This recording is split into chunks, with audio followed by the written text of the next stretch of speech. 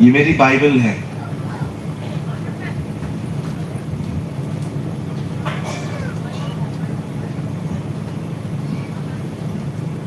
इसका सिर्फ इतना सा हिस्सा, इतने से पेज नया नियम है, बाकी ये पूरा पुराना नियम है। 3/4 बाइबल ओल्ड टेस्टामेंट है और छोटा सा हिस्सा नया नियम है।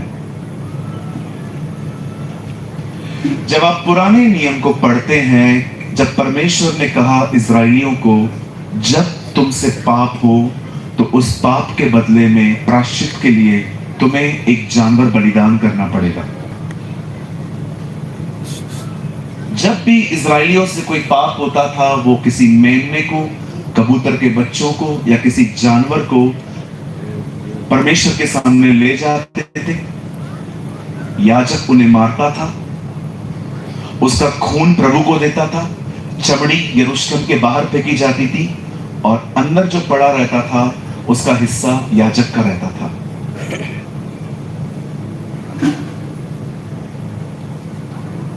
आप जानते हो, पुराने नियम का कोई भी बलिदान जीवित नहीं होता था।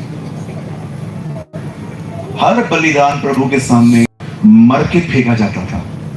There is no living sacrifice in the Old Testament. आप पुराना नियम आराम से पढ़ो, थोड़ा बोरिंग बुक है, समझ में कम आएगा, लेकिन there is a book called लेवी व्यवस्था। एक्चुअली इस किताब का नाम लेवी व्यवस्था को अगर आराम से पढ़ो, दैट्स कॉल्ड लेवियों की व्यवस्था है। इसमें पूरे बलिदान लिखे हुए हैं। बहुत लोग इस किताब को नहीं पढ़ते हैं। अगर कभी परमेश्वर आपको इजराइल जाने का मौका दे और जब आप वहां पर यहूदियों से मिलेंगे तो उनसे पूछिए, आप अपने बच्चों को पहली किताब कौन सी देते हो पढ़ने के लिए? न वो मती देते हैं, न वो उत्पत्ति देते हैं। पहली किताब लेवी व्यवस्था पढ़ाते हैं, ताकि उनके बच्चों को बलिदान के विषय में सब कुछ पता हो। क्योंकि इजराइल में आज भी बहुत सारे लोग मूसा की व्यवस्था का ही पीछा करते हैं। And you know the Bible says, पुराने नियम में जितने भी बलिदान होते थे सब मरे हुए होते थे। सिंपल, अब मुझसे पाप हो गया, मैं एक जानवर को लूंगा बाजार से, याजक को दूंगा और याजक कहेगा अपना हाथ इस पर रख, और जैसे मैं अपना हाथ उस पर रखूंगा मेरे सारे गुनाह उसके ऊपर ट्रांसफर हो जाएंगे। मैं निर्दोष, वो दोषी होगा। इसीलिए जब यीशु मसीह नए नियम में आता है तो यूहन्ना बपतिस्मा दाता उसको देखकर कहता है, देखो यह परमेश्वर का मेमना है जो जगत का पाप उठा ले जाता। He is the Lamb of God. Hallelujah. अब मैं आपको बताना चाहता हूं, पुराने नियम में जितने भी बलिदान होते थे वो मरे हुए होते थे। पर क्या आप जानते हैं, नए नियम में पौलुस कहता है, अपने आप को जीवित, पवित्र, निर्दोष और बांधता हुआ बलिदान करके चढ़ाओ। आप जानते हैं, पुराने नियम का बलिदान तब तक एक्सेप्ट नहीं होता था जब तक वो मरे नहीं, और नए नियम में बाइबल कहती है आप तब तक नहीं स्वीकारे जाएंगे जब तक आप जीवित नहीं हो। वाह! अब मैं सोच रहा था, प्रभु हम अपने आप को जीवित कैसे चढ़ा सकते हैं? How can you sacrifice yourself as a living sacrifice? तब मैंने एक अद्भुत वचन पढ़ा जिसको बोलकर मैं आगे बढ़ना चाहता हूं। हमारी बाइबल कहती है, जब शैतान और यीशु मसीह जंगल में मिले तो शैतान ने यीशु को कहा, पत्थर को रोटी बना। क्या ये यीशु के लिए कठिन था? मैंने उस दिन कहा, मैं फिर से कहता हूं, अगर यीशु चाहता तो पूरी दुनिया को रोटी बना देता और शैतान को पत्थर बना देता। लेकिन यीशु ने पता है क्या कहा? शैतान मुझसे दूर हो, क्योंकि मनुष्य परमेश्वर के वचन से जीवित रहता है। हमारी बाइबल कहती है अपने आप को जीवित चढ़ाओ। पता है आप जीवित कैसे रह सकते हो? परमेश्वर को सुन के। मैं बहुत सारे लोगों से पूछता हूं, नए नियम में सबसे महत्वपूर्ण क्या है? और लोग कहते हैं प्यार, प्रेम। आपको बोलना चाहता हूं, प्रेम सबसे पहले नहीं है। फिर किसी और से पूछता हूं, भाई तू बता सबसे इंपॉर्टेंट क्या है? कुछ लोग कहते हैं विश्वास। मैं आपको कहना चाहता हूं, विश्वास भी नहीं है।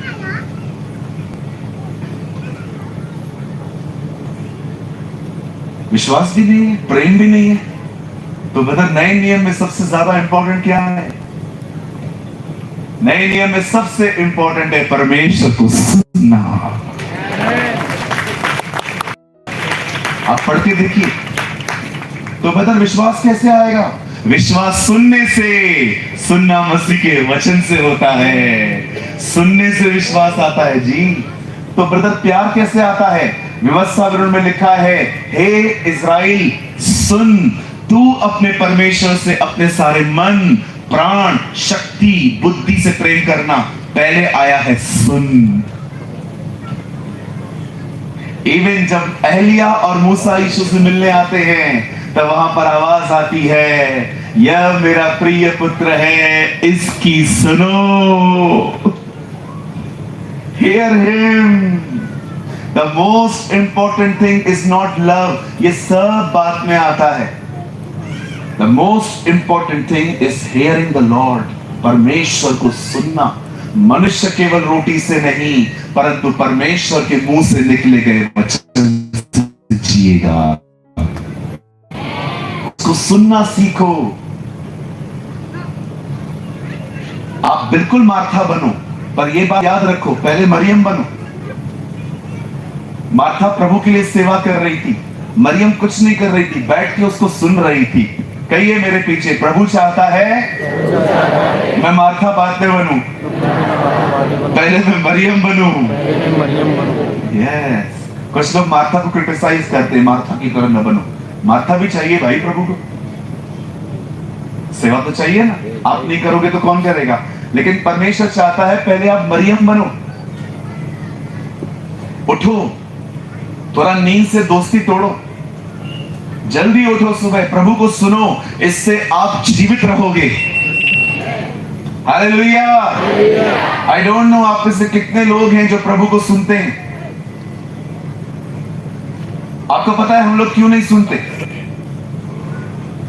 रंजीत भाई खड़े हो जाओ, इधर खड़े हो जाओ। आपकी कलीसिया के कितने लोग रहेंगे यहां पर? हाँ, 250। आप जानते हो आप प्रभु को क्यों नहीं सुन पाते? क्योंकि आप पास्टर का नहीं सुनते।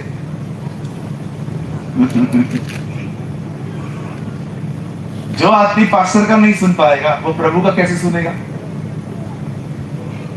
अब इधर ही खड़े रहो। मैं 2 मिनट के लिए बच्चा बन जाता हूं और मेरा नाम है सैमुअल। मेरा नाम है शमूएल। मुझे आवाज आ रही है, सैमुअल, सैमुअल। पास्टर जी आपने बुलाया मुझे? नहीं, पास्टर ने नहीं बुलाया।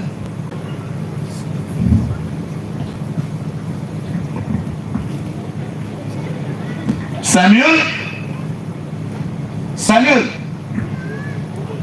पास्टर जी आपने बुलाया मुझे? नहीं यार, ये तो बोलता है मैंने बुलाया नहीं। परमेश्वर बुला रहा है, बंदा एली के पास जा रहा है। उन दिनों में याजक था एली। परमेश्वर बुला रहा है, बंदा एली के पास जा रहा है।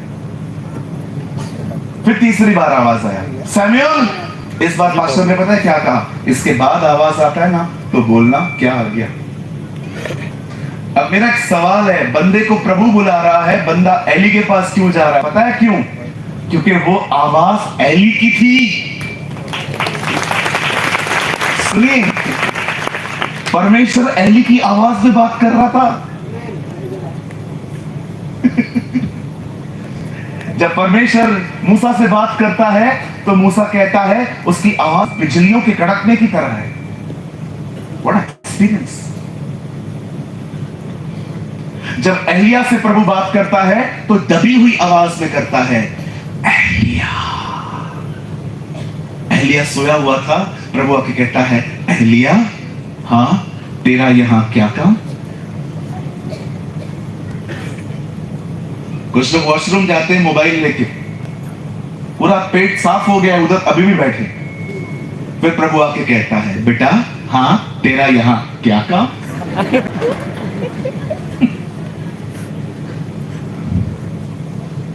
परमेश्वर एलिया से दबी हुई आवाज में बात करता था, मूसा से बात करता था बिजलियों की तरह।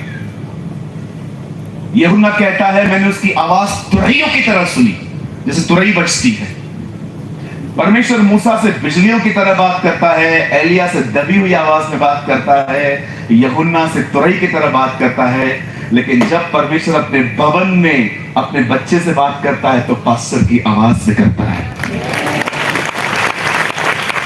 अब आप मुझे बताइए, पास्टर प्रीच कर रहा है, आप यहां वहां देख रहे हो, आप मोबाइल देख रहे हो, आप बच्चों के साथ खेल रहे हो, आप पास्टर को नहीं सुन पाते, प्रभु को कैसे सुनोगे? How can you hear the Lord? बैठ जाइए सर, बोलो बाजू वाले को, जब पास्टर प्रीच करता है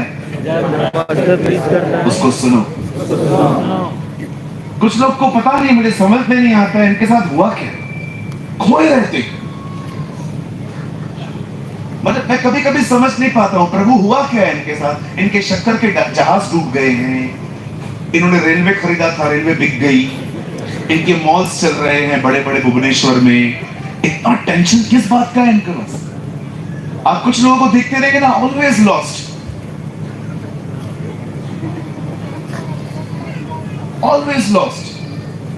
अगर आप पास्टर को नहीं सुन पाते, how can you listen the voice of God? आप प्रभु को कैसे सुनोगे? मैं दिल्ली में था एक कलीसिया के अंदर, एक बुजुर्ग पास्टर मेरे ऐसे राइट लेफ्ट साइड में बैठे थे। मैं प्रचार कर रहा था, वो मोबाइल चला रहे थे चलती हुई मीटिंग के अंदर। तो मैं उनके बिहेवियर को देख के समझ पा रहा था कि वो मुझे नहीं सुनना चाहते। मीटिंग के बाद वो मुझसे मिलने आए, तो मैंने उनको पूछा, मैंने कहा पास्टर जी कुछ गलती हुई है हमसे बच्चों से? नहीं बेटा गलती नहीं हुआ है। मैंने कहा मैंने देखा आप मोबाइल यूज कर रहे थे मीटिंग में, आप सुन नहीं रहे थे। अभी मैं 70 का हो गया, अभी क्या मेरे को सब पता है। मैं आदर करता हूं बुजुर्गों का, मुझे जवानों से ज्यादा बुजुर्गों से प्यार मिला है, प्रभु मुझे जानते हैं। पर मैं आप में से हर एक को कहना चाहता हूं जो सामने बैठे हैं, जिनकी उम्र थोड़ी ज्यादा है, अंकल मैंने ना अपने जीवन में देखा है, कभी 70 80 साल के बूढ़े भी को नहीं जान पाते हैं, कभी कभी 35 साल के लड़के भी अंदर से आत्मिक पिता होते हैं। कभी भी किसी को रिजेक्ट मत किया करो। आजकल बहुत यंग लोगों को बहुत कम लोग सपोर्ट करते हैं। मैं आप में से हर एक को कहना चाहता हूं, जो सेवक अपनी सेवकाई में सेवकों को पैदा नहीं कर पाया, वो सेवक हो ही नहीं सकता।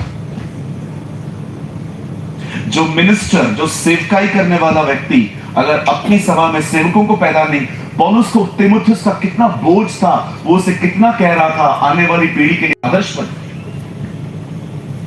एक सेवक जो अपनी सेवकाई में सेवक पैदा नहीं कर पाया, वो सेवक हो ही नहीं सकता। कभी कभी तो हम जलते हैं, और ये इतना आगे बढ़ रहा है। कितने लोग उस व्यक्ति को इस तरह देखते हैं, अगर आप किसको देख रहे हो सेवा करके, वाह एक और मजदूर आ गया, अब खुदा का काम और अच्छे से हो, ये और आत्माओं को बचाएगा। आप जानते हैं जब हम लोग जलते हैं ना किसी से, आप हमेशा याद रखना, कुछ लोग जब आपकी कामयाबी को रोक नहीं पाएंगे ना, तो वो आपको बदनाम करेंगे। बिलीव मी, ध्यान मत दीजिए, लगातार प्रभु के पीछे चलिए, लगातार उसकी सेवा करिए, लगातार। बंद करो ये फोन उनसे। हालेलुया। क्या आज आप उसके कलाम को सुनने के लिए तैयार हैं? मैं सच कहता हूं, आप उसको सुनते सुनते एक जीवित बलिदान बन जाएंगे। आमीन। बोलो यीशु मसीह की। चलिए मेरे साथ खोलिए इब्रानियों की किताब।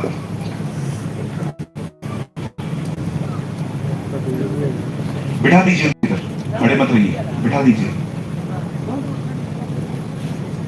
कोई भी खड़ा मत रहे प्लीज, डिस्टर्ब होता है मुझे। सब बैठ जाइए कहां ना कहां।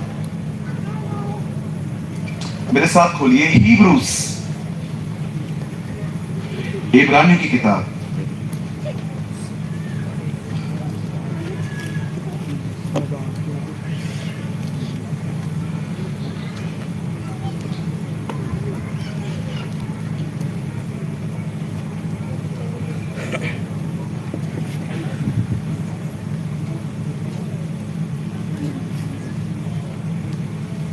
खोल लिया आपने?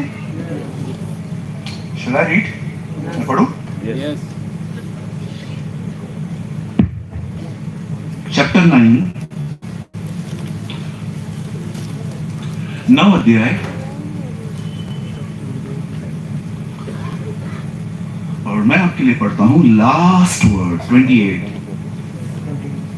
वैसे ही मसीह भी बहुतों के पापों को उठा लेने के लिए एक बार बलिदान हुआ, और जो लोग उसकी बाट जोते हैं उनके उद्धार के लिए दूसरी बार बिना पाप उठाए हुए दिखाई देगा।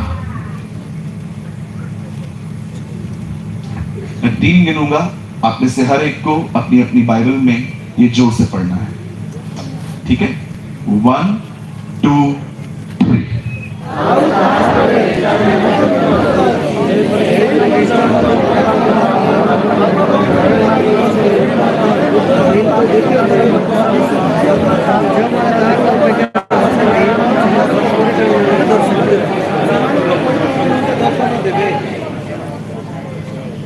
आइए ध्यान दीजिए, मैं आज बहुत सीरियस टॉपिक पे आपसे बात करना चाहता हूं। मैं फिर से कहता हूं, मैं ब्रीफ मैसेज देने में बिलीव नहीं करता। I just depend on the Holy Spirit.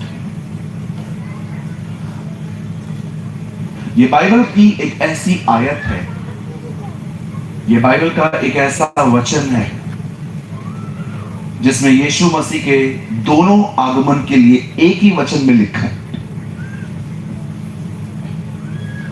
कि पहली बार वो पाप उठाने आएगा, दूसरी बार जब वो बादलों पे आएगा तो उसके ऊपर कोई पाप नहीं होगा, वो महिमा में आएगा। मैं चाहता हूं आपसे सामने देखें, जिंदगी और मौत निर्भर है आज के मैसेज पर। Your life is depend on this word today. So please, my brothers and sisters, ध्यान दीजिए।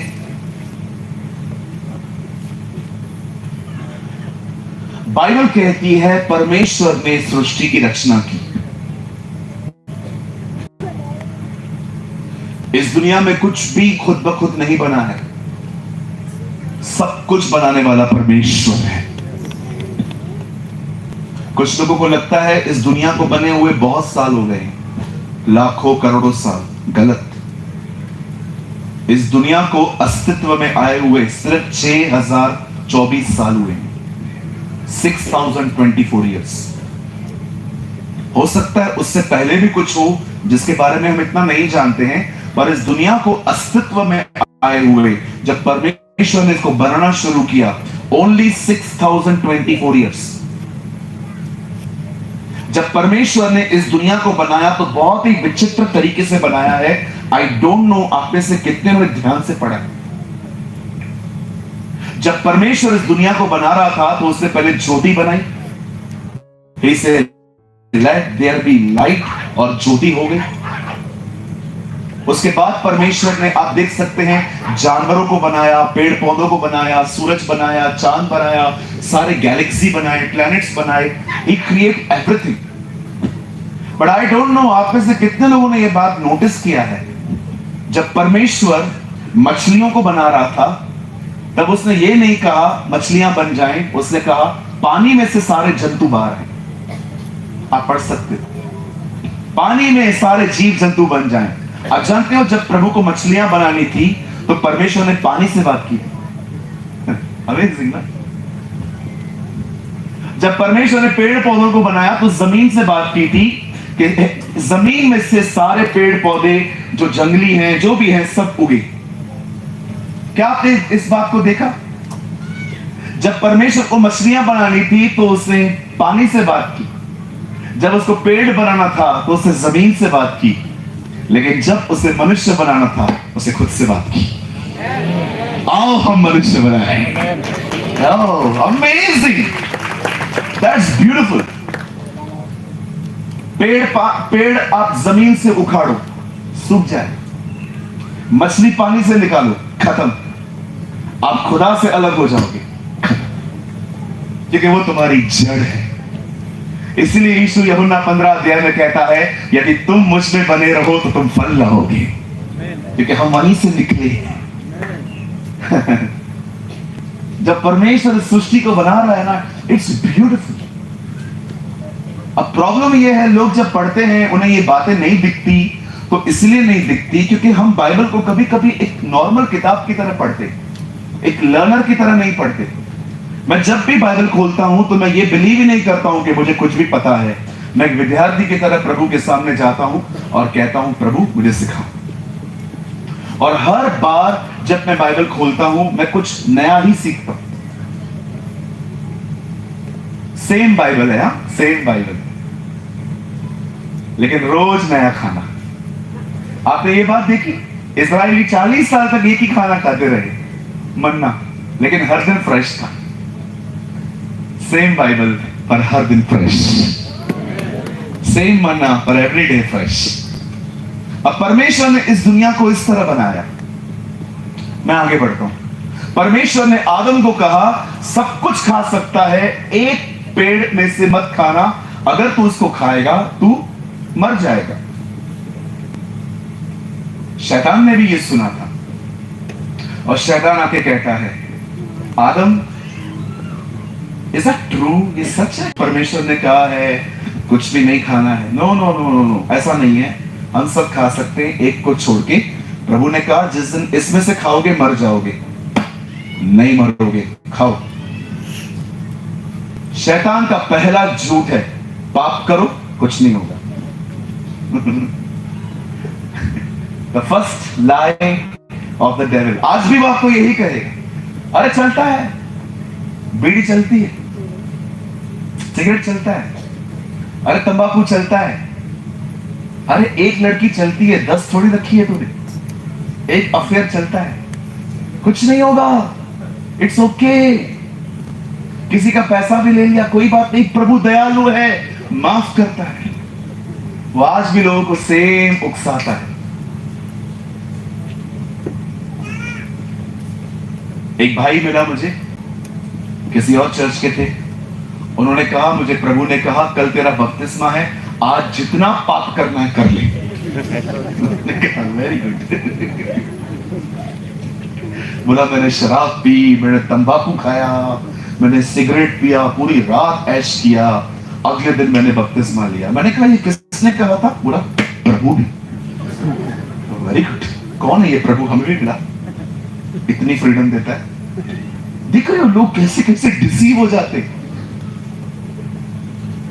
कुछ बेवड़े, ये do you know the meaning of bewda? बेवड़े का मतलब दारू पीने वाले। कुछ बेवड़े 31 दिसंबर तक पीते, ये सोच के 1 जनवरी को छोड़ दूंगा, और 7 जनवरी को वापस शुरू हो जाते, ये समझ के 6 दिन छोड़ा ना। शैतान कैसे भरमाता है ना लोगों को। मेरे चर्च में एक लड़का है, वो बहुत पबजी खेलता था। उसने 31 दिसंबर को कहा, प्रभु आज जितना खेल रहा हूं मैं खेल रहा हूं, कल से मैं नहीं खेलूंगा। 4-5 दिन प्रभु के साथ चला, आज पहले से भी ज्यादा खेलता है। आपको पता होगा आजकल थोड़े जवान थोड़े बेवकूफियां करते हैं, ये सब सारा दिन पबजी खेलेंगे, कैंडी क्रश खेलेंगे, सबवे सर्फ खेलेंगे, या सारा दिन लगे रहेंगे फोटो पे, फोटो निकालेंगे। मैंने प्रभु से एक बार पूछा, प्रभु इनका प्रॉब्लम क्या है? प्रभु ने कहा, प्रॉब्लम एक ही है बेटा, काम धंधा नहीं है। काम धंधा नहीं है बेटा, काम मिल जाएगा ना फिर छोड़ देंगे ये लोग। ये फारिक लोग हैं। Farig means free, free. Farig is Urdu word. ये खाली लोग हैं बेटा। मैंने कहा, प्रभु बहनें भी लगी हुई रहती हैं। हाँ, इन्होंने तो मास्टर भी की है। इनके मोबाइल में 2-2 हजार फोटो रहते, निकलते 4 ही अच्छे। एक फिल्टर, एक धोखा, दूसरा फिल्टर, दूसरा धोखा। मैंने मेकअप का नया नाम रखा है, आपको सिखाऊं? चूना लगाना।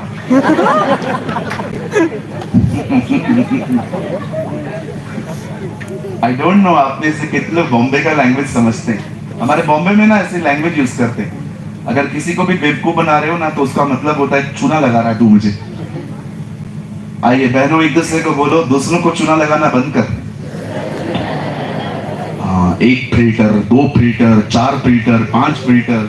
भाइयों विश्वास करो, लड़कियां जैसे फेसबुक पे दिखती है ना, वैसे रियल में नहीं दिखती। Oh filter filter filter filter filter filter, एक दाना नहीं है। अंग्रेज बनी पड़ी है, अंग्रेज। और ये लोग भी बाल बाल कटवा के इधर से इनको लगता है कूल लग रहे हैं। कूल फूल। बोलो, साधारण रहना है। हाँ, एक्स्ट्रा ऑर्डिनरी हर कोई जी सकता है।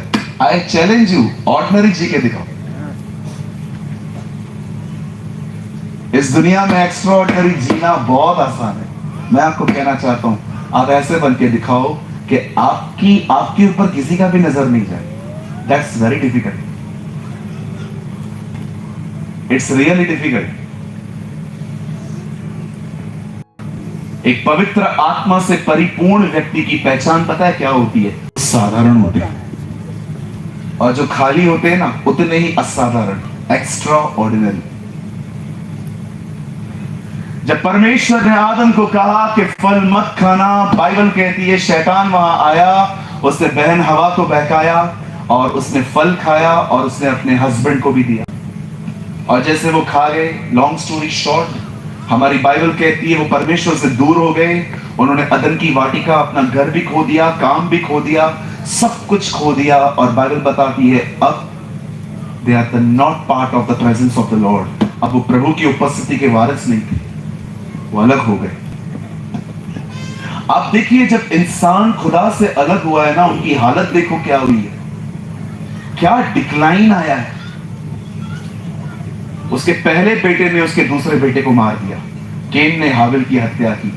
आप आगे पढ़ के देखिए, पुरुषों ने पुरुषों के साथ पाप किया, बहनों ने बहनों के साथ व्यभिचार किया। एक लड़का और लड़की मिलते हैं ना, वो भी ईविल है, वो जब गुनाह करते हैं। आप देख रहे हो इनकी हालत देखो। रोमियो की किताब में लिखा गया है, पुरुषों ने पुरुषों के साथ और स्त्रियों ने स्त्रियों के साथ पाप किया। आज की डेट में इन्हें कहा जाता है lesbian and gay, that's called homosexuality. बहुत आम बन गई है ये। आप विश्वास कीजिए, मैं जब छोटा था तो मैं सुनता था 20 साल का लड़का, 22 साल की लड़की, इनके अफेयर से ना, विश्वास कीजिए आज 12-12, 13-13 साल के बच्चे गंदगी में। मैं मजाक नहीं कर रहा हूं। 13-13, 14-14 साल का लड़का, पता नहीं टांगे भी बाइक के नीचे नहीं पहुंचती, इतनी सी हाइट नहीं है, पर बातें ये किधर गई, वो किधर गई। तेरी उम्र है ये सब करने की? कुछ कमाया है? माँ बाप को कुछ दिया है? 14-14 साल के लड़के, अरे वो आई है क्या? अच्छा, अगर वो आ गई तो पाल पाएगा? हाँ, उम्र देखिए खुद की। जो एज पढ़ाई की है, जो एज कमाने की है, उसमें एडल्ट्री की बातें चल रही। इतने बच्चे 15-15 साल के। बॉम्बे में एक लड़का देखा 14 साल का, 2 लड़कियों के साथ घूम रहा था। यार प्रभु, यार डेरिंग है लोग।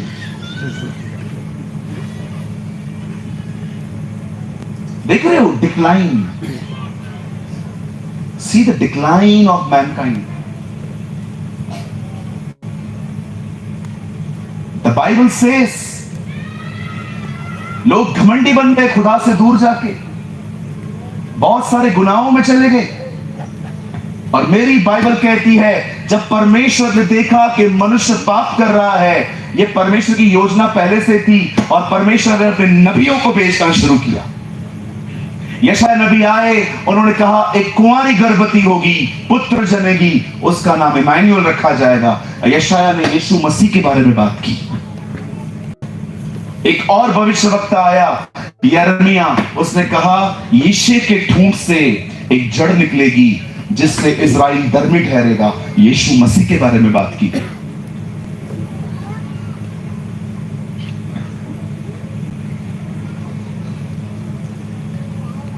मलाकी कहता है इजराइल पर एक सूर्य उदय होगा जिसकी किरणों से इजराइल चंगी हो जाएगी। They are talking about Jesus. अरे हम छोड़ो, अन्य जातियां भी जानती थी कि एक मसीह आएगा। आप पढ़ के देखो, जब यीशु का जन्म होता है तब ज्योतिषी लोग सामरी स्त्री यीशु से मिलती है, कहती है जो मसीह आने वाला है वो जब आएगा तो हमें पता चल जाएगा। आप इनका छोड़ो, इस्राएलियों का, हम भी इंतजार कर रहे थे कि एक आएगा जो हमें पापों से छुड़ाएगा। और बाइबल कहती है 2000 साल पहले, 2024 इयर्स पहले, एक फरिश्ता मरियम पे नाजिल होता है, एक स्वर्गदूत आता है और कहता है मरियम सलाम। आप हिंदी पढ़ेंगे तो वहां लिखा है नमस्कार, लेकिन मेरी उर्दू में लिखा है मैरी सलाम, सैल्यूट यू। सुन, ये संदेश परमेश्वर की ओर से तेरे लिए है। तू कुंवारी है ना? यस। तू गर्भवती होगी, बेटा जन्मेगी, उसका नाम यीशु रखना, और उसकी सेवकाई पता है क्या होगी? उसकी सेवकाई होगी, वो तुम्हें लंदन जाने के लिए वीजा दिलाएगा। आजकल आप यही सुनते रहोगे बहुत सारे लोगों के मुंह से, प्रभु में आओ, ये मिलेगा, वीजा मिलेगा, गाड़ी मिल जाएगी, ये मिल जाएगा, वो मिल जाएगा। तो ब्रदर प्रेमानी, आप क्या बोलना चाहते हो? प्रभु ये सब नहीं करते हैं? बिल्कुल करते हैं, पर उस पृथ्वी पर उसके आने का पर्पस ये नहीं था। आजकल क्या है ना, भीड़ सबको चाहिए। बोलो भीड़। हाँ, भीड़ इकट्ठा करना बहुत आसान है। अपने इश्तिहारों पे लिखो चंगाई सभा, जो बीमार है सब आ जाएंगे और चंगाई पाके घर चले जाएंगे। जिसको मानते थे उसको महिमा देंगे। मैं एक एक्सपेरिमेंट करने के लिए बोलता हूं आपको, चलो करके देखो। एक मीटिंग रखते हैं उड़ीसा में, बहुत बड़ी मीटिंग। उस मीटिंग का नाम रखते हैं चंगाई सभा। विश्वास कीजिए, ऐसे 10 टेंट भी कम पड़ेंगे, बहुत लोग आएंगे। अब और एक काम करते हैं, उसी मीटिंग में अनाउंसमेंट कर लेते हैं कि एक और मीटिंग होने वाली है, जिसको अपना घर नहीं है आ जाओ। ये और 10 टेंट कम पड़ जाएंगे। अब उसी मीटिंग में एक और अनाउंसमेंट करते हैं, जिनके ऊपर भी कर्जा है वो लोग भी आ जाओ, सब आ जाएंगे। अब इसी भीड़ को बोलो, जो जो मैंने बोला इनमें से कुछ भी नहीं मिलेगा, सिर्फ यीशु मसीह मिलेगा। जो लोग रुकेंगे ना, वही कलीसिया होती है। That is the only church। मैं आपको एक बात बताऊं, आपको सुन के है ना हैरानी होगी। आप बोलोगे हाँ आप झूठ बोल रहे हो। मैं खुदा की प्रेजेंस में खड़ा हूं, मैं झूठ नहीं बोल सकता। एक पास्टर था अफ्रीका में, बहुत साल पहले, 5000 लोग उसकी कलीसिया में आते थे। एक दिन अपने ऑफिस में बैठा था, प्रभु ने उसे दर्शन दिया और पता है प्रभु ने क्या कहा? तेरे कलीसिया में 5000 लोग आते हैं, पर मैं सिर्फ 5 को जानता हूं जो मेरे पीछे चलते हैं, और तू भी उनमें से एक नहीं है।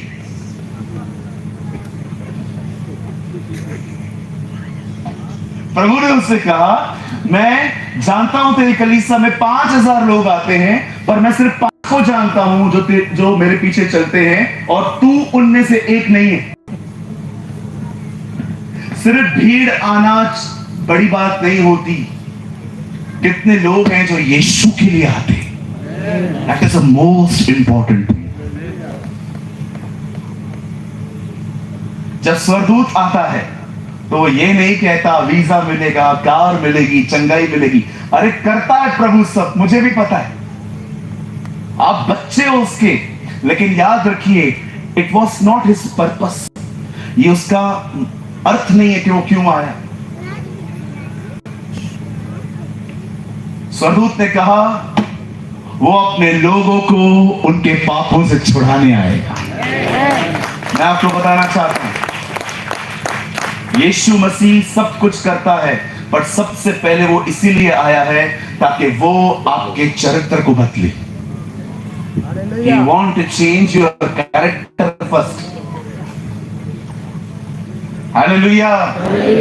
आप जानते हैं जब यही यीशु मसीह पैदा हुआ, 9 महीने मरियम के अंदर रहा, उसके बाद जब वो पैदा हुआ 8वें दिन उसका खतना हुआ, उसका नाम यीशु रखा गया। 12 साल तक वो अपने माँ बाप के साथ रहा, उसके बाद एक दिन वो मंदिर में दिखाई दिया, और जब वो 30 साल का हुआ, वो दरियाए यर्दन पे आया। यर्दन नदी पे आके उसने अपने कजिन ब्रदर से, अपने चचेरे भाई से बपतिस्मा लिया, यूहन्ना बपतिस्मा दाता से, और वहां से उसने अपनी सेवकाई शुरू की। अपनी सेवकाई में उसने बीमारों को चंगा किया, दुष्ट आत्माओं को निकाला, कोढ़ियों को शुद्ध किया, मुर्दों को जिलाया, और उसने प्रचार एक ही किया। आप जानते हैं, यहां देखिए, यहां देखिए, यीशु ने लाखों को चंगा किया, पर कभी चंगाई का प्रचार नहीं किया। He never preached healing once, he healed lakhs. एक बार भी प्रभु यीशु मसीह ने कभी चंगाई के पर प्रचार नहीं किया। वो चंगा करता था, पर जानते हो उसका एक ही प्रचार था। 3.5 साल तक जीसस एक ही मैसेज प्रीच करता रहा, और वो प्रचार था परमेश्वर का राज्य, द किंगडम ऑफ गॉड। क्या है परमेश्वर का राज्य? आइए यहां देखिए, मुझे बार बार बोलना पड़ रहा है आप लोगों को, क्योंकि कुछ लोग यहां वहां देखते रहते हैं। यहां देखिए, आप जानते हो परमेश्वर का राज्य क्या है? पहले के दिनों में जब मैं प्रचार करता था, तो मैं ऐसा कहता था, प्रभु ने 6 दिन में दुनिया बनाई, 7वें दिन विश्राम किया। एक दिन मुझे परमेश्वर ने कहा, अपने शब्दों को बदल। मैंने कहा, प्रभु क्या बोलूं? बोल। हाँ, मैंने 6 दिन में दुनिया बनाई, और उसके बाद क्या बनाया? प्रभु आपने मनुष्य बनाया। नहीं, ऐसे नहीं बोलना है आपसे। क्या बोलना है प्रभु? हमेशा बोला कर, मैंने 6 दिन में दुनिया बनाई, उसके बाद मैंने अपना घर बनाया। आप इससे कितने लोग ये बात जानते हैं? आप परमेश्वर का घर हैं। You are the dwelling place of God. परमेश्वर ने आपको पता है क्यों बनाया है? अपने आप को आप पे रहने के लिए। जब इंसान ने पाप किया, तो उसे परमेश्वर ने उसने परमेश्वर को अपने घर से निकाल दिया। आप जानते हो, इंसान परमेश्वर के रहने की जगह है। दैट इज द रीजन हम मूर्ति पूजा नहीं करते। क्यों नहीं करते? क्योंकि जो हमारे अंदर रहता है, हम उसे बाहर क्यों ढूंढे? कुछ लोग पूछते हैं ना हमसे, why you never worship idols? भैया इसलिए नहीं करते हैं क्योंकि हमारी बाइबल हमें सिखाती है कि जो हमारे अंदर रहता है, हम उसे बाहर क्यों ढूंढे? यिर्मयाह की किताब में लिखा है, क्या अब मनुष्य परमेश्वर को बनाएगा?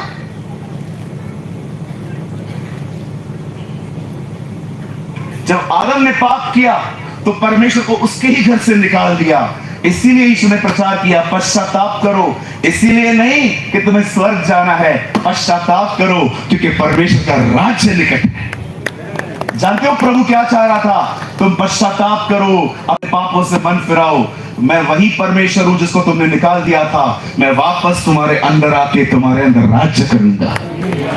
That is the meaning of kingdom of God.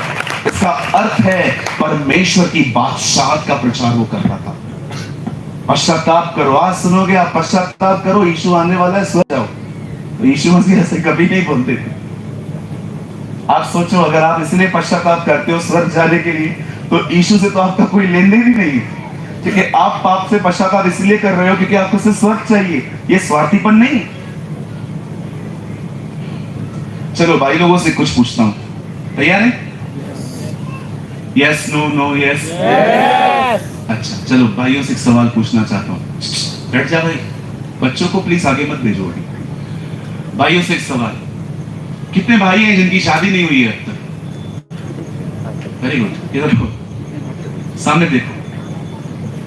समझो, एक लड़की आपको मिलवाते हैं आपके माँ बाप कि इससे हम तेरी शादी करवाने का सोच रहे हैं। जाओ कमरे में थोड़ा एक दूसरे से बतिया लो, सवाल जवाब कर लो, अपनी डिसलाइक लाइक्स को समझो। और लड़की आपसे पूछती है, तेरे पास कितना पैसा है? मेरे पास बूटी कौड़ी। मजाक मत कर, बता कितना पैसा है मेरे पास 2 लाख रुपए हैं। बस 2 लाख रुपए? हाँ तो चलो ठीक है। तेरी माँ के पास सोना कितना है? मेरी माँ के पास सोना रहेगा 2 बैंगल 2 चेन, बस ठीक है। कार कौन सी है? कार कौन सी है? कार मारुति 800 है, जिसमें मैं खुद भी नहीं जा पाता हूँ। अच्छा, ये जो प्रॉपर्टी है तुम लोग का है जहां पर मैं आई हूँ? हाँ, ये इसके बगैर भी कुछ है? भाइयों, ऐसी लड़की के सवाल पूछ के सुन के आप क्या जवाब दो? करना है शादी? हाँ, कौन है यस बोल रहा है? माइक मारू सर पे उससे। करेंगे आप? नहीं। आपको पता है बहुत सारे लोगों ने यीशु से विवाह नहीं किया है, स्वर्ग से किया। पास्टर ने बोला बपतिस्मा ले लो स्वर्ग जाओगे, ले लिया। यीशु से कोई लेन देन ही नहीं। There are so many people I know they are baptized because of heaven. उनको स्वर्ग जाना है। किससे शादी कर रहे हो? जीसस की प्रॉपर्टी से कि जीसस से?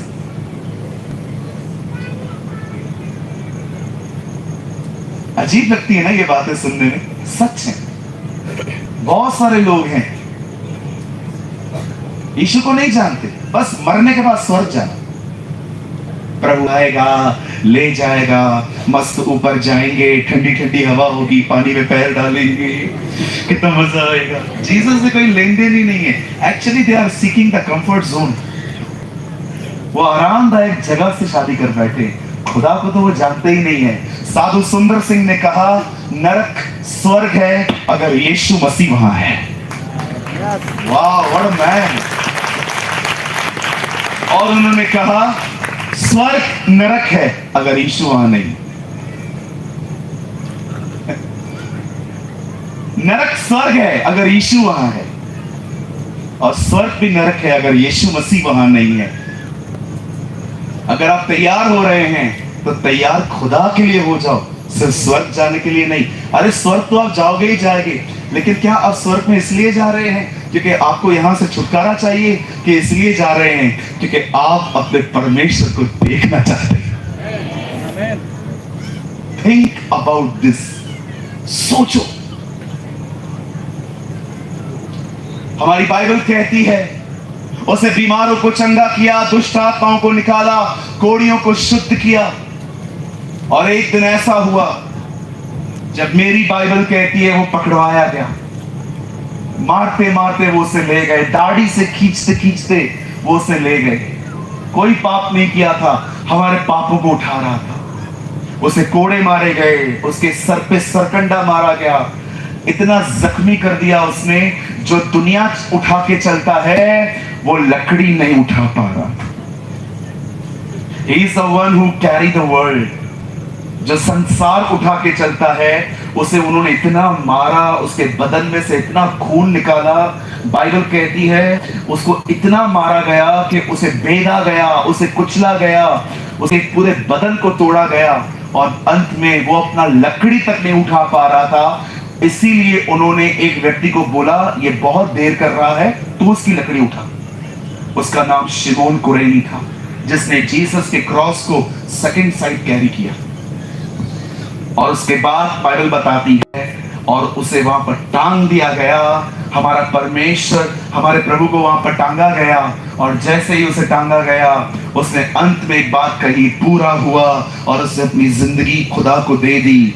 लेकिन उसके बाद से उतारने के बाद जब उन्होंने उसे कब्र में रखा, और तीसरे दिन जब कुछ बहनें उससे मिलने के लिए जा रही थी, तो उन्होंने क्या देखा? कब्र का पत्थर ऑलरेडी लुढ़का हुआ पड़ा था, और अंदर स्वर्गदूत थे जो मरियम को कहते हैं तुम यहाँ पर क्या देख रही हो, जाओ सबको बताओ वो जी उठा है। ओह हालेलुया, वो जी उठा है। मैं आप में से हर एक को बताना चाहता हूं, जब वो पहली बार आया तो उसने आपके पाप अपने ऊपर उठाए। पतरस कहता है वो हमारे पापों को लेके लकड़ी पे गया। He hang on the tree, the Bible says. और तीसरे दिन मुर्दों में से जिंदा हुआ। 7 से अधिक बार अपने आप को उसने लोगों पे प्रकट किया, मरियम को दिखाया, मछली खा के दिखाई, थोमा को मिला, इमाउस के रास्ते पे लोगों को मिला। एक बार तो चेले बैठे हुए थे, सारे दरवाजे बंद थे, बाइबल बताती है दीवारों को पास करके अंदर आ गया। आपको पता है यीशु मुर्दों में से जिंदा होने के बाद उसके पास एक ऐसा बदन था जो दीवारों में से पास हो जाता था। बाइबल बताती है एक बार तो वो बैठा हुआ था, सब बैठे हुए थे और वो उनके बीच में आके कहता है, शालोम, तुम्हें शांति मिले। 40 दिन 40 रात वो उनके साथ रहा, परमेश्वर के राज्य की बातें करता रहा। और 40वें दिन एक दिन वो जैतून पर्वत पे इकट्ठे थे और उनको कहता है, सुनो, मैं जा रहा हूं और मैं जैसे जाऊंगा मैं तुम्हारे ऊपर पवित्र आत्मा भेजूंगा। और ये बात याद रखो, जैसे तुम मुझे यहां पर से देख रहे हो, मैं दोबारा आऊंगा। और जैसे यीशु मसीह उठा लिया जाता है, और जैसे वो उठा लिया गया और चेले उसे देख रहे थे, दो स्वर्गदूत आके कहते हैं, हे गलीली पुरुषों, तुम ऊपर क्या देख रहे हो? यही यीशु जो उठा लिए गए हैं दोबारा लौटेंगे। अब सुनिए उड़ीसा, लिसन टू मी। मैं आप में से हर एक को कहना चाहता हूं, बहुत जल्द आसमान का सीना चीरकर वो हमारे बीच में आने वाला है। He's coming. जब वो पहले आया तो नौकर बन के आया, सबकी सेवा की। अब वो नौकर बन के नहीं आएगा, अब वो घोड़े पे आएगा मालिक बनकर। जब वो पहली बार यरूशलेम में आया तो एक गधे पे बैठ के आया, क्योंकि वो एक सेवक की तरह आया था। लेकिन अब वो गधे पे नहीं आएगा, अब वो घोड़े पे आएगा, क्योंकि वो दूल्हा बन के आ रहा है।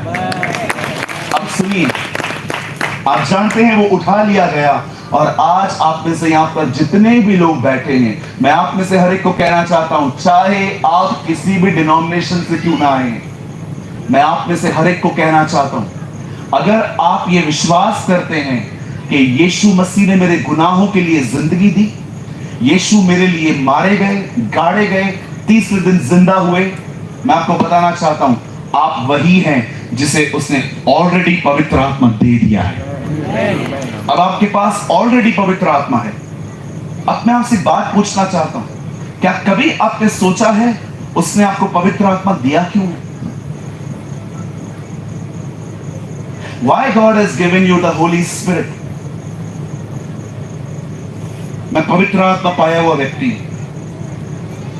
मैं ब्रदर सूरज प्रेमानी, मैं पवित्र आत्मा पाया हुआ व्यक्ति हूं, क्योंकि मैं ये विश्वास करता हूं इस दुनिया में सिर्फ एक ही व्यक्ति है जो मेरा कफारा है, जिसने मेरी नजात दी है, जिसने मेरे लिए उद्धार दिया है, और वो यीशु मसीह है। मैं क्यों विश्वास करता हूं कि वही है? चलो बताओ और कौन है?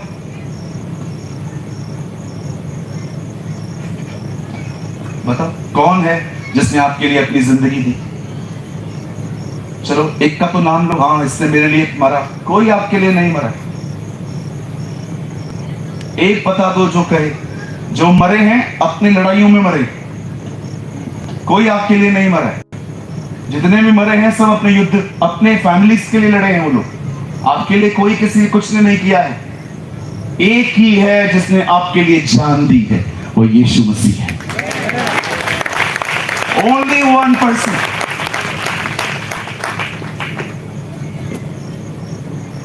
आपको जानते हैं आप पवित्र आत्मा क्यों पाया है आपने? अभी कुछ लोग कहते हैं हमें तो पवित्र आत्मा मिला ही नहीं है। कैसे? हम तो अन्य भाषा बोलते ही नहीं है। बताओ किधर लिखा है बाइबल के अंदर? लो मेरा बाइबल लो। किसको चाहिए? Show me in the Bible जिसके पास पवित्र आत्मा है उसके पास अन्य भाषा होना ही चाहिए। किधर लिखा? किसको चाहिए? लो चलो डिबेट करते हैं। आ जाओ।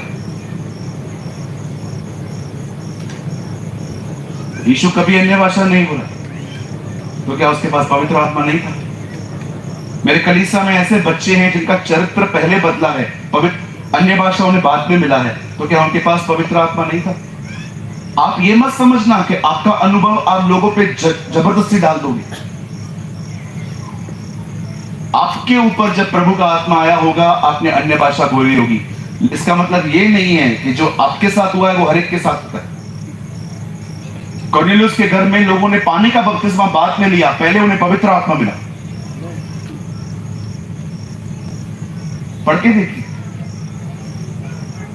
जो ये विश्वास करता है यीशु मसीह मेरे गुनाहों के लिए मारे गए, गाड़े गए, जी उठे, मैं आपको बताना चाहता हूं उन सबों के पास पवित्र आत्मा है। हालेलुया। तो ब्रदर प्रेमानी, आप अन्य भाषा को नहीं मानते? 100% मानता हूं। आज भी 1 घंटे में बात की मैंने आज भी अपने कमरे में 1 घंटा अन्य भाषा में बात की। अरे आई रिस्पेक्ट। आजकल तो नया भी टीचिंग चालू हुआ है, अन्य भाषा है ही नहीं। कुछ idiots, some idiots are in Christianity. कुछ ऐसे भी लोग हैं जो कहते हैं अन्य भाषा है ही नहीं। कितना अटैक होता है ना इसके ऊपर। पौलुस पहली सदी में कहता है किसी को अन्य भाषा बोलने से मत रोको। मतलब उन दिनों में भी ऐसे लोग थे जो कहते थे मत बोलो, पता नहीं क्या बोल रहा है। देखो, परमेश्वर हर एक को देता है, आप कॉपी मत करो खाली। कभी क्या होता है, मैं यहां से खड़े होकर कहता हूं ओ रा बा सीखर, और आप भी ओ रा बा सीखर। ये गलत है, डोंट कॉपी। मैं अन्य भाषा में बात कर रहा था, ओ रा बा सीखे रे दे शारा। एक आगे बहन खड़ी थी, वो भी ओ रांदा सीखे रे बे। मैंने कहा बहन, ये आप मेरे को देख के बोल रहे हैं कि प्रभु ने कहा है? मैं तो आपको देख के कह रही हूं।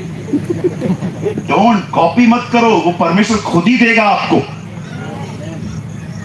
Don't copy. बोलो बाजू वाले को बिल्ली, बोलो बिल्ली मत बनो। इंग्लिश में बोलते ना कॉपी कैट।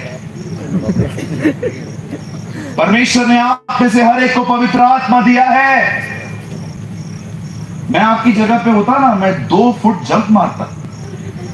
और क्या बात बोली है, पवित्र आत्मा है मेरे पास। मैं तो सोचता था मुझे पाना है। अरे अगर वो नहीं होता ना तो इधर आ भी नहीं पाता, वही लाया है।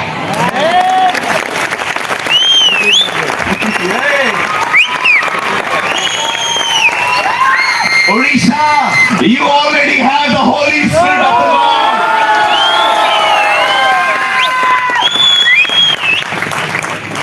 अब क्यों दिया है उसने तुम्हें पवित्र आत्मा? सुनो, बाइबल कहती है अब्राहम का एक बेटा था, उसका नाम था इसहाक। जब उसका बेटा बड़ा हो गया, जब अब्राहम ने अपने चारों ओर की लड़कियां देखी, उसको एक भी समझ में नहीं आई। उसको पता था ये लड़कियां इसको वर्ल्डली बना देंगी, अपने देवताओं के पीछे चलना सिखा देंगी। इसीलिए उसने अपने सेवक एलियाजर को कहा, एक काम कर, मेरे गांव जा, वहां से एक अच्छी लड़की ले आ मेरे बेटे के लिए, ताकि इसका विवाह हो। अपने हाथ में ऊंट लेकर, 20-20 ग्राम के बैंगल्स लेकर, कंगन लेकर, बाइबल बताती है एलियाजर एक दुआ करके निकला, प्रभु मैं जा रहा हूं, मुझे नहीं पता है लड़की कौन है, तू जानता है, लेकिन वो लड़की जब सामने आएगी तो एक बात बोलनी चाहिए, क्या मैं तेरे ऊंटों को पानी पिलाऊं? ये उससे साइन रखा। अब मैं कभी कभी सोच नहीं पा रहा था, समझ नहीं पा रहा था, ये कैसा साइन है। परमेश्वर मुझे कई बार दुबई लेके गए थे। खुदा ने मुझे बहुत फजल दिया है अरब कंट्रियों में प्रचार करने का। ओमान, कतर, बहरीन, इजराइल, वहां पर ऊंट चलते, बयाबानों में, रेगिस्तान में वहां ऊंट चलते। यूएई में, यूनाइटेड अरब एमिरेट्स में ऊंट चलते। आपको पता है ऊंट एक समय में कितना पानी पीता? आपकी पीठ टूट जाएगी।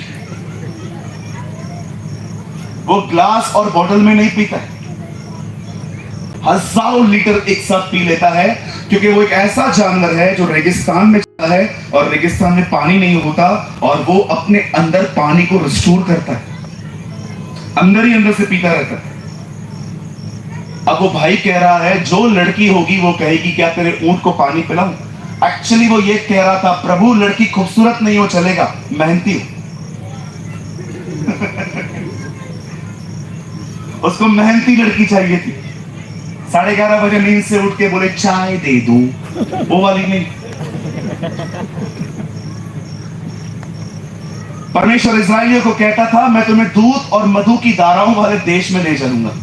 कुछ लोगों को लगता है वहां पर दूध और हनी का, हनी को इंग्लिश में क्या बोलते हैं? शहद शहद, बहुतों को लगता है वहां पर शहद और दूध की नदियां होगी, कभी होती? उड़ीसा में कोई है? मुझे बताओ किधर है? भुवनेश्वर में है, मैं चलूंगा देखने के लिए। कोई दूध की नदी नहीं होती है, कोई शहद की नदी नहीं होती है। तो प्रभु बोलना क्या चाह रहा था इस्राएलियों को? आपको पता है दूध निकालने के लिए कितनी मेहनत लगती है? आधी रात को उठो, दूध निकालो, उसमें पानी भी डालो, ये अलग मेहनत है। और सुबह सुबह 5:30-6 बजे घर पे पहुंचा दो, मतलब पूरी रात बर्बाद। और मुझे बताइए शहद कहां होती है? यहां होती है, पेड़ों पे होती है। हेलो, इधर होती है, पेड़ों पे होती है। प्रभु कहता है मैं तुम्हें दूध और मधु की धाराओं वाले देश में ले जा रहा हूं। प्रभु उनको पता है क्या हो रहा था, मैं तुमको ऐसी जगह पे ले जा रहा हूं जहां तुम्हें मेहनत करनी है। कुछ लोग को लगता है वहां दूध और मधु की धाराएं होंगी, ऐसा स्विमिंग करेंगे। स्विमिंग नहीं करनी थी, वहां मेहनत करनी थी। दूध निकालने के लिए मेहनत करनी पड़ती है। बोलो बाजू वाले को, कंफर्ट जोन से बाहर आ। 11:30 बजे उठेंगे, पहले नाश्ता खाएंगे, फिर पेपर पूरा अंदर डालेंगे, न्यूज़पेपर, फिर मोबाइल पे सबको रिप्लाई करेंगे। 12 बजे के बाद दुआ करेंगे, फिर जाएंगे इधर उधर घूमेंगे, उसके दुकान पे बैठेंगे, उसके दुकान पे बैठेंगे। अरे बंद करो ये जिंदगी, उठो, प्रभु के लिए मेहनत करो, तुम्हारे ऊपर परमेश्वर का अभिषेक आएगा।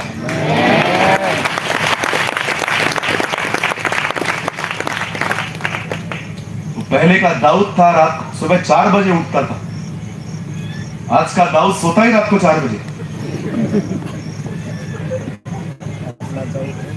गलत बोल रहा हूं? गलत बोल रहा हूं तो माइक ले लो। एलियाजर ने कहा जो लड़की होगी वो ऊंट को पानी पिलाने के लिए कहेगी। और बाइबल बताती है रेबेका वहां आती है। रेबेका आके कहती है सर मैं आपके ऊंटों को पानी पिलाऊं? यही है, बैंगल लेता है, पहना देता है। लेकिन रेबेका है ना, कस्टम्स वाली गर्ल थी, उसे ये नहीं कहा हाँ चलो चलो चलो चलो। नो नो नो नो, आजकल के जवान सब करके आएंगे, पकड़े जाएंगे, फिर बोलेंगे शादी करवा। शुक्र है खुदा का, रेबेका हमारी तरह नहीं थी। वो जानती थी कुछ चीजें माँ बाप डिसाइड करते। आज आपको बहुत सारे लड़के लड़कियां मिलेंगे, चर्च जैसे पूरी होती है बोलेंगे थोड़ा बाहर चल, बाहर चल, बाहर चल, बाहर चल, बाहर चल, इधर पास्टर देख लेगा, चल। और वो बाइक लेंगे, लड़की को बोलेंगे स्कार्फ पहन, यहां से पूरा घुमाएंगे, खुद नीचे लड़की ऊपर।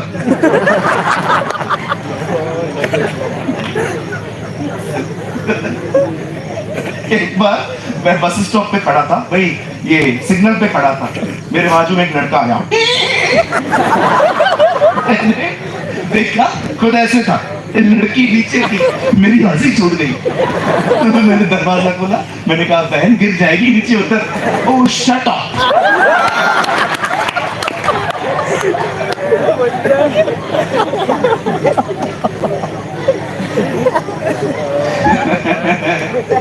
हम एक ऐसी पीढ़ी है स्मार्ट दिखने के चक्कर में बेवकूफ बन गए। We think we are smart, but trust me, we are fool.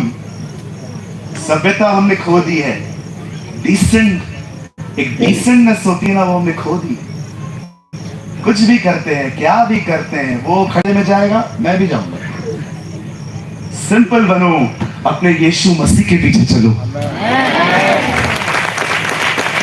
आप जानते हैं रेबेका कहती है मेरे पास मेरा पप्पा है, आप उससे बात करो। और एलियाजर लाबान से बात करता है, कहता है ऐसी ऐसी बातें हैं, अब्राहम के खानदान का व्यक्ति हूँ, उसका नौकर हूँ, लड़की के लिए निकला था, आपकी बेटी मेरे को आई, वो भी खुश हो गया। अरे अब्राहम के घर की? हाँ ले जाओ ले जाओ। कोई कुछ भी नहीं पूछा, आधार कार्ड दिखा, उधर क्या दिखा, आधार कार्ड दिखा, दिखा पासपोर्ट दिखा, उधर क्या, कुछ भी नहीं, ट्रस्ट से भेजा, जाओ। अब देखिए एक पिक्चर क्रिएट कर रहा हूं मैं आपके सामने, हाथ में रस्सी, पीछे ऊंट, एलियाजर चल रहा है, रेबेका बैठी। 1 महीना लगा जाने में, और वो फाइनली अब्राहम के घर की बहू बनी। मैं कुछ बोलना चाहता हूं आपको, आप जानते हो पवित्र आत्मा क्यों दिया गया है?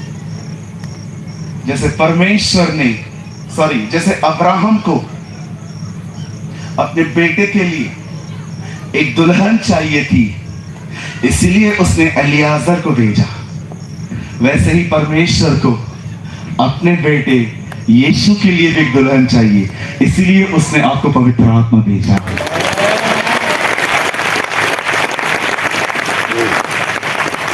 जानते हैं पवित्र आत्मा आपको क्यों आया है? वो इसीलिए आया है ताकि वो आपको अंदर से पवित्र करे और यीशु मसीह के लिए दुल्हन बनाए, ताकि जब वो दूल्हा आए वो आपको ले जाए। यही सुसमाचार है। That is the gospel. आज मैं पूछना चाहता हूं बंद करने से पहले, क्या पवित्र आत्मा आपको हर दिन पवित्र कर रहा है? क्या आप दुनिया की तरह बन रहे हैं? वो फटी हुई जीन्स पहनते हैं, आप भी वो पहन रहे हैं।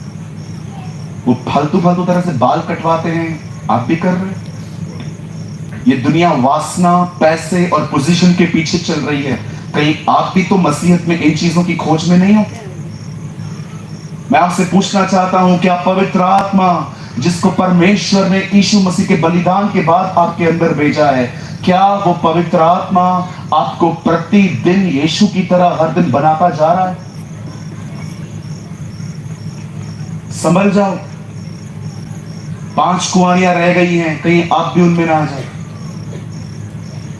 ध्यान दो, आधी कलीसिया गई है, आधी रह गई है। 5 कुंवारियां ले ली गई, 5 रह गई। पढ़ के देखिए, आधी कलीसिया जा रही है। प्रभु ऐसा दिखा रहा है। क्या आप तैयारी कर रहे हैं? हर दिन क्या प्रभु के सामने जाते हैं और इसे कहते हैं, पिता मैं धन्यवाद करता हूं कि आपने मुझे अपना महान पवित्र आत्मा दिया है। मैं कानून और डूज और डोंट से जिंदगी नहीं जीना चाहता। हर दिन आपका पवित्र आत्मा मुझे चलाए। समर्पण करो। एक्चुअली उसका नाम आत्मा होना चाहिए, पर क्यों परमेश्वर ने उनको पवित्र आत्मा कहा है? क्योंकि वो मनुष्य को पवित्र करने आया है। That is the reason God called him Holy Spirit.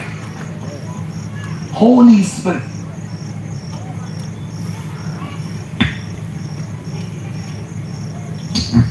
Bible बंद करिए।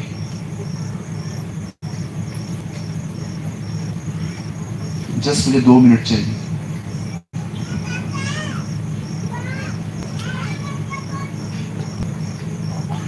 छब्बीस 11 हम बॉम्बे के लोग कभी भूल नहीं पाते हैं। उस दिन हमारे मुंबई पे हमला हुआ था। 7 से 8 जगहों को टारगेट बनाया गया था। बहुत लोग मारे गए, बहुत लोग जख्मी हुए। 10 लोगों ने पूरे बॉम्बे को हिला दिया। हमारे बहुत सारे पुलिस वाले भाई भी मरे उससे। बड़े बड़े सीनियर ऑफिसर्स मर गए। जरा सोचो,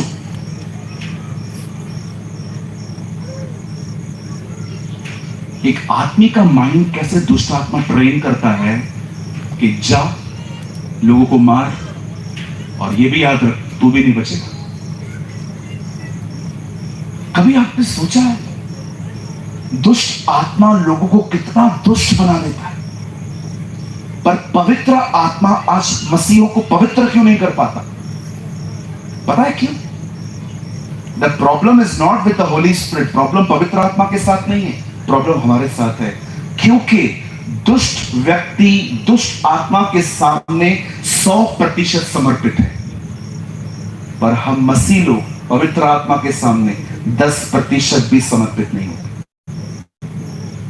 जब हम कहते हैं पवित्र आत्मा आप मुझे बदल दीजिए, आप मुझे पवित्र करिए, और उसके बाद वो आपको कहता है अपना अफेयर खत्म कर, उसका पैसा लिया है ना उसको लौटा। कई लोग समर्पण नहीं करते, उससे मदद नहीं मांगते, इसलिए वैसी जिंदगी रहती है। मैं आप में से हर एक को कहना चाहता हूं, अगर आप सच में चाहते हो जब प्रभु आए आपको ले जाए, मैं आपको कहना चाहता हूं आज इस मीटिंग में समर्पण करो। परमेश्वर से कहो, प्रभु मैं खुद को नहीं बदल सकता, आप मुझे बदलिए।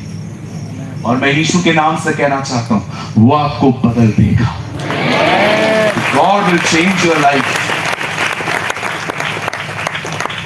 और भविष्य में वह दिन आएगा